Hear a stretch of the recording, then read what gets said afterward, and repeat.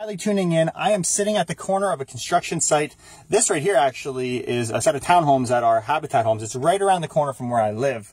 But I'm excited to bring you guys this video, and I want to talk about specifically new builds, new homes, because I get a lot of questions. People saying, you know what, I know somebody that's been successful at new homes.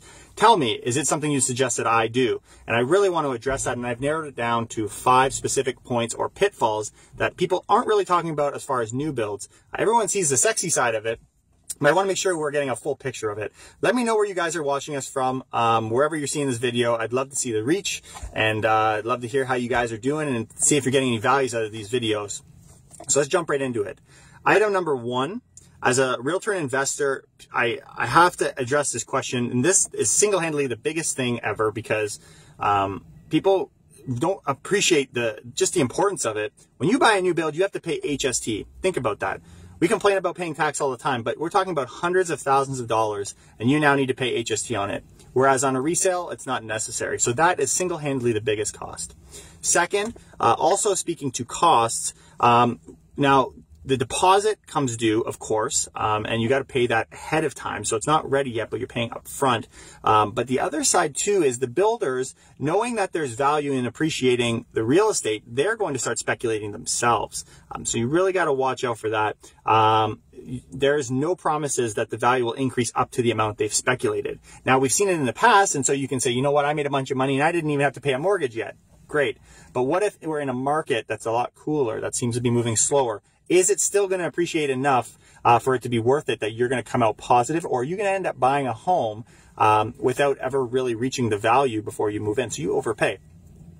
So these are things to think about. The way I look at it is if you're buying something new, you're going to pay the price of something new. It's just like anything else. You can't expect to get a cheaper deal on a new build when you're getting something new. Okay. Number 3 is the cost of upgrades. People forget that or they simply don't know. If you ask someone that's probably the first thing that they'll speak of is these costs of upgrades. You'll think something is just included. It's assumed because if you go to a resale, it'd be in there. For example, I've had a client that had stairs that were unfinished. And they said in order to finish the stairs, to stain them and to get them ready and move-in ready is actually an upgrade. So just be careful what's an upgrade and what's not. You got to really dive into the fine print because those things add up quickly. $50,000, $100,000. You'd be shocked. Number 4 is uncertainty. Now, there's uncertainty as far as what are your condo fees going to be when you're dealing with condos. Property tax is actually assessed. It could be a year later, and then they go back and collect the property taxes for the previous year. So you have to make sure you're setting that aside. But there's also an uncertainty on how much it will be until the time comes. We've heard of these stories of people that have had their properties delayed so they can't move in right away. But there's actually more recent stories of ones that aren't even closing. The builder just completely ceases to close on the property. And so we're left with this warranty program. And for those of you who've gone through the process, you know it's called Tarion. That's the company that's responsible. And that's also my number 5, because Tarion has come into a lot of scrutiny lately. They've been accused of being in a conflict of interest. And why is that? So they're actually responsible for regulating what is required for a warranty claim to be paid, but they're also the ones paying it. So, of course, there's a weird controversy there. Now, the Liberal governments have proposed that in 2020, they're suggesting we split those roles so that no longer exists. But here's a perfect example of where I think Tarion falls short. They guarantee your down payment up to $40,000 on a freehold or $20,000 on a condo. Now, who in this room, assuming you're in a room, hopefully you're not watching this outside, it's too cold out here, who would ever say you're going to pay $40,000 on a down payment? What are the chances? Like, let's just think about the prices of home these days. So it really needs an upgrade, and we won't be seeing that until 2020. So there's clearly an imbalance there as well. So these are the items that I wanted to point out as the pitfalls, but let me give a couple more points. First off, if you know what, I want a new build, I don't care. First thing that I would suggest you do is contact or check on the Tarion website. They actually publish a bunch of information on every builder. You can see any outstanding claims, so you can kind of research them a little bit. If you're not doing this, you've missed the whole point. You're really setting yourself up.